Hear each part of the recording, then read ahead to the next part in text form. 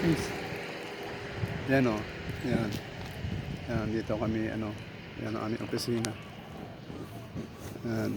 Yun. Ang ginagawa. Yan.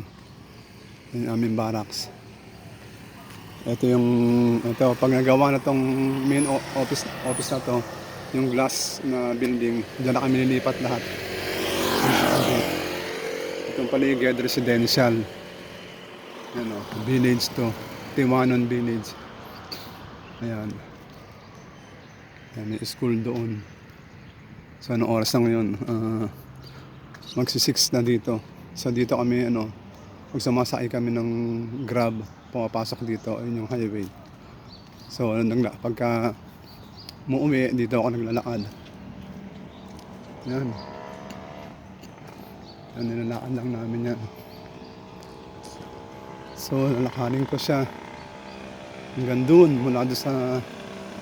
hanggang dito, mula doon sa tinitira namin.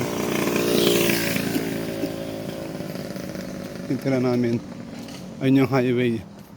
Mga 1 kilometer mula dito hanggang sa tinitira namin. Mapuno. Magandang panahon ngayon, di umuulan.